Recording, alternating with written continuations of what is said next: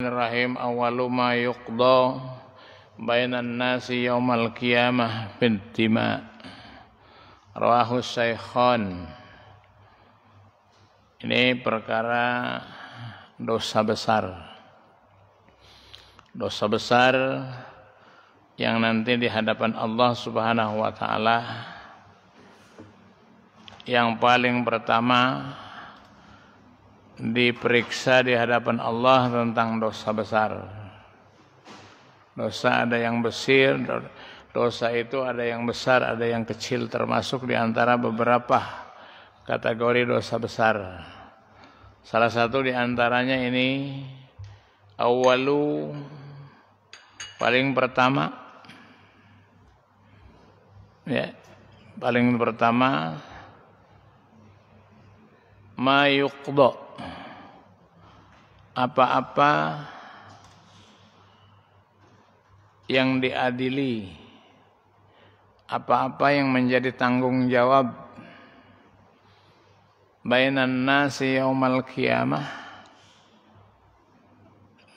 di antara manusia di yaumil qiyamah, pada hari kiamat, biddima, di dalam hutang jiwa. Artinya hutang jiwa itu tentang pembunuhan.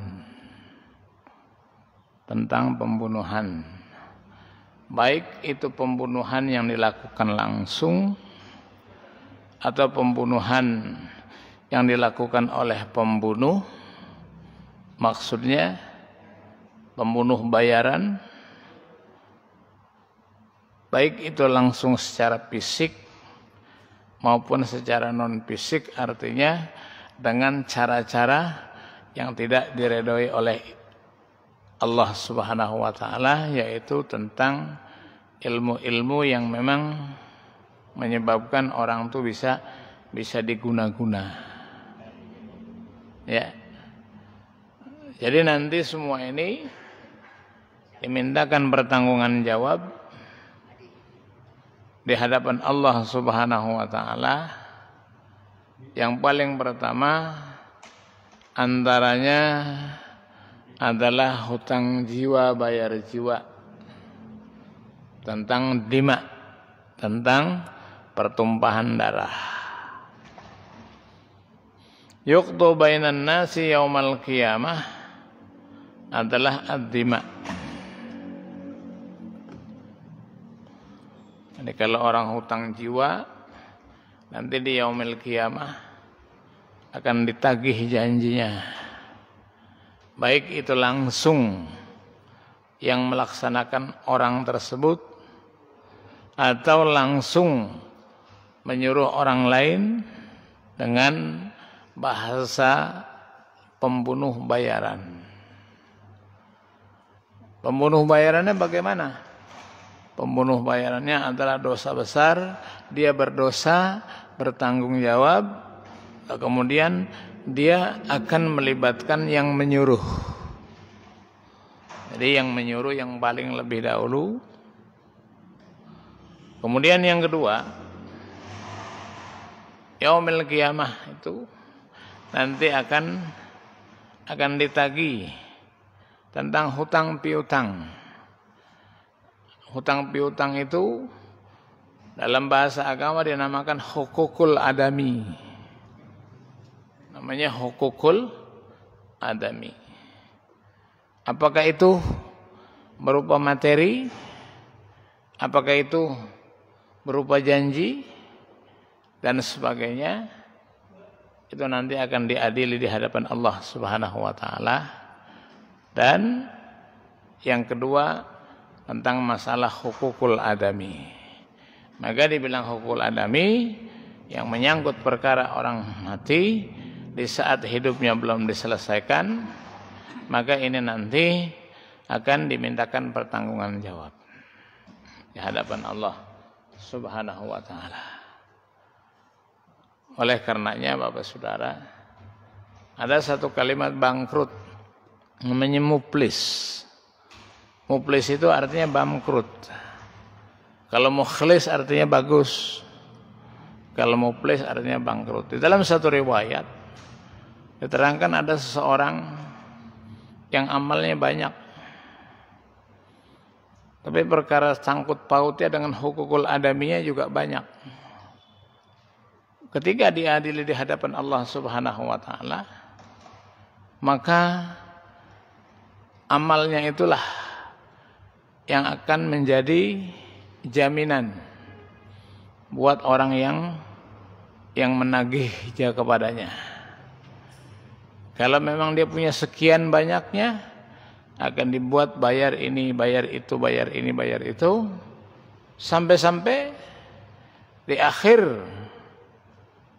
perjalanan pemeriksaan masih ada orang yang datang, kemudian orang itu menagih janjinya, kemudian di saat orang itu sudah bangkrut, sudah habis, karena untuk menutupi segala macam, maka dosa orang tersebut ditumpahkan kepada yang bertanggung jawab.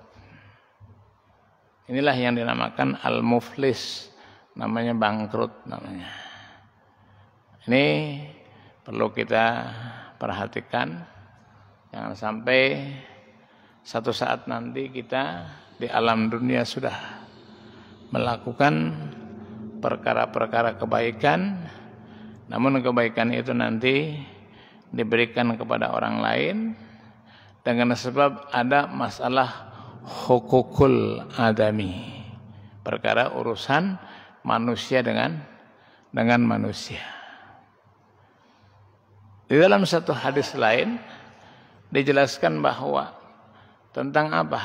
Tentang ghibah. Ghibah, al-ghibah akbaru minaz zina. Dosanya ghibah itu lebih dahsyat, lebih besar daripada zina. Bagaimana pemahamannya?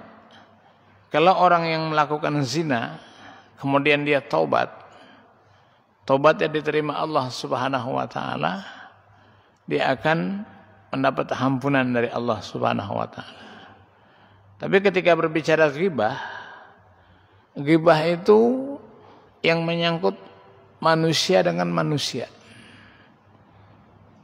Manusia dengan manusia, innallaha la yaghfiru, tidak akan mengampuni seseorang yang menggibah seseorang sebelum orang yang digibah itu memberikan permohonan maaf.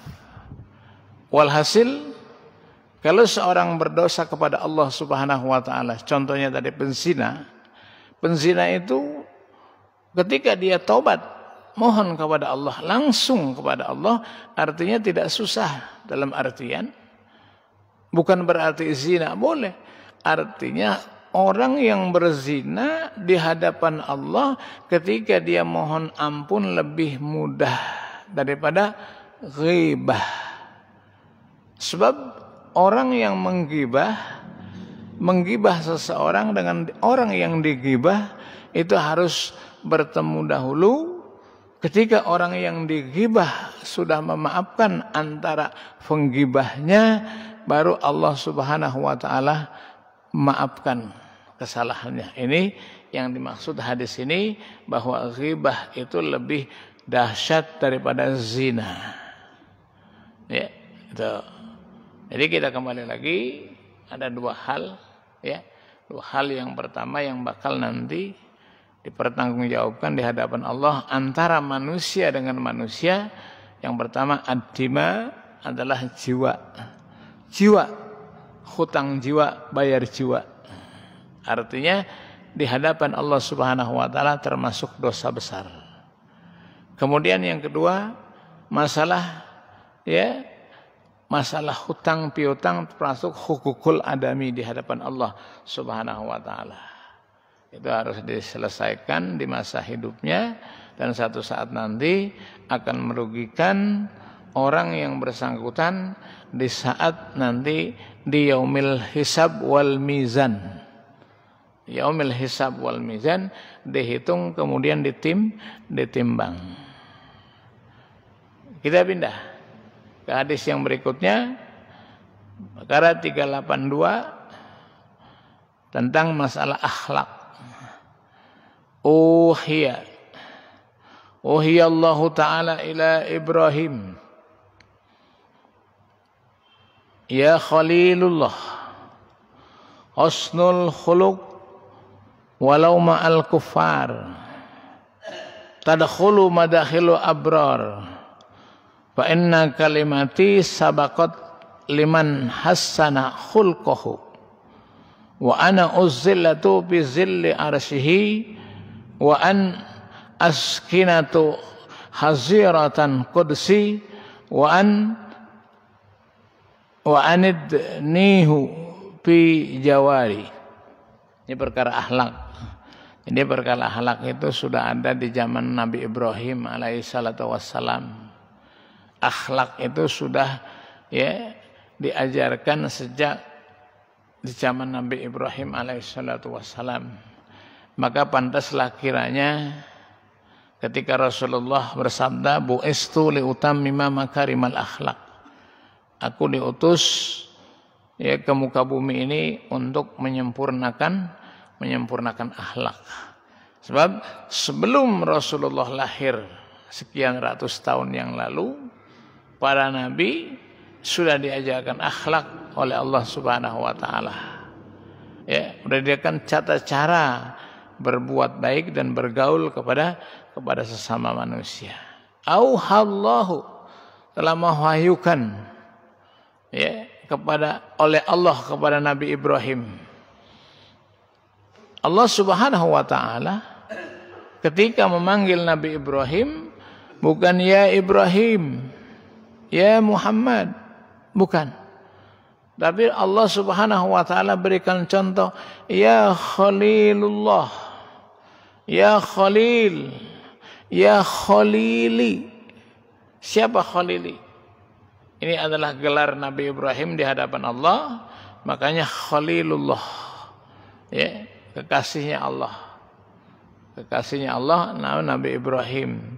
Allah Subhanahu wa taala panggil Nabi Ibrahim, ya Khalili, wahai kekasihku.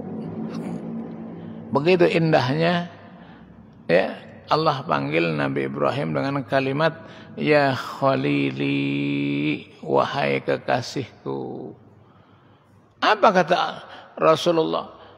Kata Allah Subhanahu wa taala kepada Nabi Ibrahim, Hasin khuluquka. Baguskan akhlakmu. Baguskan akhlakmu. Apa sih itu akhlak?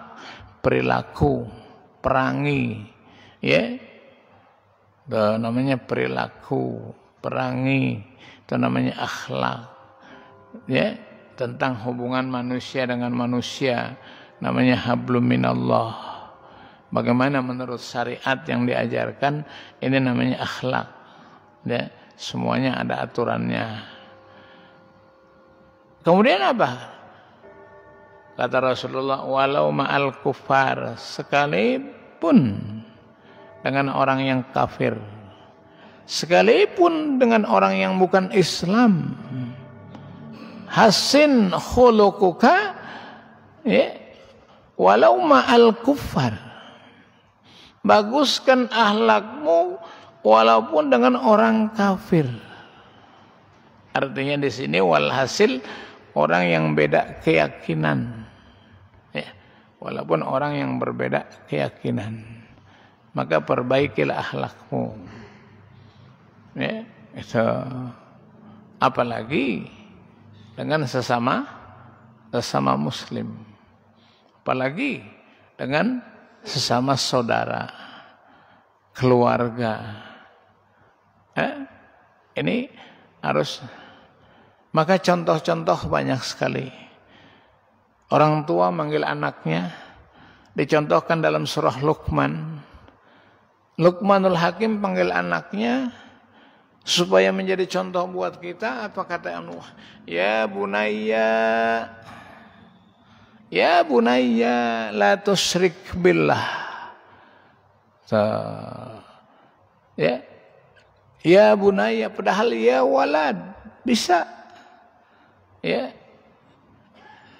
Ya aulad bisa. Tapi Luqmanul Hakim panggil anaknya ya bunayya. Ya. Itu. Nabi Nuh ketika manggil anaknya, walaupun anaknya itu ya menurut keterangan itu tidak ikut dengan ayahnya, walaupun dia ada hubungan ya hubungan darah, satu hubungan darah tapi tidak ada hubungan dengan akidah, maka kata Allah dia adalah bukan anakmu. Nabi Nuh ketika panggil anak, ya bunayyar kab ma'ana, wahai anakku naiklah sini bersama-sama bapak. Ini contoh akhlak yang sudah diajarkan. Maka ketika Rasulullah diutus, kata beliau, innama bu'istu liutammima makarimal akhlak walau ma'al kufar. Ya. Apa kata Rasulullah? Tadahulu madakhiril abrar. Ya. Kalau kau perbaiki akhlakmu, baguskan perangi dan perilaku kamu, baik dalam langkah bicara dan sebagainya, kamu termasuk orang-orang yang tergolong orang-orang yang baik. Mimadakhilil abrar, termasuk orang-orang yang baik. Dijawab, ya, fa inna, maka sesungguhnya kalimatku ini sabakat liman hasanal khuluq. Maksudnya apa? Maksudnya tadkhulu madakhilul abrar, orang-orang yang menerapkan akhlak yang baik, tadkhulu masuk dalam golongan orang-orang yang baik. Ini sudah harga mati. Fa inna kalimati, sungguhnya kalimatku ini sabaqat liman hasanal khuluq, ditetapkan kepada orang yang memperbaiki akhlak dan berbaik akhlak. Dalam bahasa Arab kalau ada fa inna, artinya ini kembalinya kemana? Namanya muta'alliq. Kembalinya kemana? Ini kembalinya fa inna kalimati, ya, sabaqat liman hasanal khuluq. Sesungguhnya kalimat yang aku sampaikan ini, ya, sampaikan tadi itu, ini termasuk orang-orang yang tadkhulu madakhilul abrar. Orang yang, ya, termasuk golongan orang-orang yang baik adalah orang yang mana? Liman hasanal khuluq, adalah orang-orang yang selalu memperbaiki akhlaknya. Kemudian an uzillahu bi zilli arsyih wa an askinahu haziratal qudsi wa an nadniyahu min jiwar. Dijelaskan bahwasanya termasuk orang yang berakhlak itu nanti uzillahu bi zilli arsyih, akan mendapat naungan di saat tidak ada naungan hadapan Allah Subhanahu wa taala. Di versi lain, yauma la zilla illa zilluk. Dia akan mendapat satu naungan di mana? Di mana di saat tidak ada naungan kecuali naungan Allah Subhanahu wa taala. Kapan itu? Pada yaumil kiamah nanti. Naungan Allah akan turun. Naungan Allah akan sampai kepada kita di saat tidak ada naungan selain naungan Allah Subhanahu wa taala. Yauma la zilla illa zilluk. Termasuk orang yang berakhlak baik, berbudi baik, itu akan mendapat naungan di hadapan Allah Subhanahu wa taala, ya. Wa in askinahu haziratal kursi, dan ditempatkan di tempat yang dekat, ya, dengan keridhaan Allah Subhanahu wa taala. Wa an adniyahu min siwa, dan akan diberikan kelebihan ketika tidak diberikan kelebihan kepada orang lain, khususnya husnul khuluq. Kita kembali melihat satu kalimat bahasa Arab. Ada beberapa arti satu kalimat, ada beberapa kalimat satu arti. Makanya kita sering mendengar kalimat-kalimat itu, namun kalimat itu tidak sama, walaupun artinya sama. Mana contohnya? Kita sering ngomong thayyib. Thayyib ini kalau dilihat dasarnya, bahwa kalimat thayyib ini menyangkut fisik. Perkara sandang, perkara makanan, perkara pakaian. Ini namanya termasuk apa? Termasuk thayyib namanya. Ya. Namanya termasuk thayyib. Thayyib itu apa artinya? Baik. Jelas Allah jelaskan, ya ayyuhalladzina amanu kulu mimma fil ardi halalan thayyibah. Itu menyangkut masalah fisik, masalah sandang, pangan, pakan.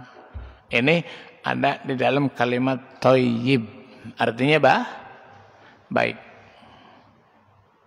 Ya. Kemudian yang kedua khair. Khair itu artinya apa? Baik juga. Ya. Khair artinya baik. Menyangkut masalah apa nih? Condong kemana nih khair nih? Ya. Khair itu condong kepada sifat, akhlak. Ya. Pastabikul khairat. Berlomba-lombalah kamu di dalam kebaikan, itu sifat namanya. Baik juga. Artinya baik. Thayyib ya baik, khair juga baik. Namun condongnya kemana? Yang ketiga apa? Yang ketiga ma'ruf. Ma'ruf baik juga kan artinya. Apa artinya ma'ruf? Baik. Ma'ruf ini condong kemana? Ya. Kalau ma'ruf itu condong ke sikap. Ya. Condong ke sikap. Condong kepada tanggapan. Ya. Sikap. Mana contohnya? Amal ma'ruf, nahil munkar. Misalnya ada orang mau diajak begini, dia punya sikap, oh nggak boleh tuh, ya dia harus amal ma'ruf, nahil munkar. Jadi kalau yang namanya ma'ruf menyangkut masalah sikap. Ada lagi apa? Ada lagi hasin tadi, ihsan. Ihsan artinya apa? Baik juga. Cuman ihsan ini condong kemana? Ihsan ini condong ke dalam keikhlasan di dalam melakukan satu ibadah. Maka ketika ini kita lakukan, kemudian yang terakhir soleh. Soleh apa? Artinya baik. Soleh ini condongnya kemana? Condongnya soleh ini ketika 4 perkara tadi, antara thayyib, perkara fisik sandang pangan, kemudian yang kedua khair, perkara akhlak, yang ketiga ma'ruf, perkara sikap, penolakan, dan yang keempat adalah ihsan, perkara masalah keikhlasan. Maka semua ini kumpul, maka menjadilah ia merucut ke dalam kalimat soleh. Jadi orang yang soleh itu diawali dengan thayyib, diawali dengan khair, diawali dengan ma'ruf, diawali dengan ihsan, barulah ini yang namanya soleh. Padahal artinya sama. Jadi untuk mendapatkan derajat soleh itu harus ditempuh 4 yang di atas tadi. Harus dikumpulkan 4 yang di atas tadi, maka gelarnya soleh. Ya, maka satu ketika Rasulullah ditanya sama sahabat, ketika orang itu meninggal dunia, ya Rasulullah, ayul khair, apakah dia termasuk orang baik? Kata Rasulullah, palyasil jarahu. Rasulullah enggak jawab. Rasulullah cuma bilang, palyasil jarahu, tanya tetangganya. Ya, tanya tetangganya, apakah dia orang baik? Maka tanya tetangganya. Ditanya tetangganya, ya, isyhadu li anna hadhil janazah min akhlil khair. Dijawab khair. Itu. Kemudian ada lagi satu versi, ya. Rasulullah jelaskan bahwa siapakah yang dimaksud orang soleh adalah orang yang bisa mengamankan, ya, orang yang bisa mengamankan, menyamankan jarahu tetangganya, fi amamihi, depannya, belakangnya, kirinya, kanannya. Orang kalau sudah bisa mengamankan depannya, belakangnya, kirinya, kanannya, sampingnya, semua tetangganya, ini baru dinamakan orang soleh. Soleh itu diwujudkan dengan 3-4 perkara tadi, thayyib, khair, ma'ruf, dan ihsan. Insyaallah, ya, sedikit-sedikit kita belajar. Sedikit-sedikit ya harus diterapkan. Karena memang kerangkanya itu, ya.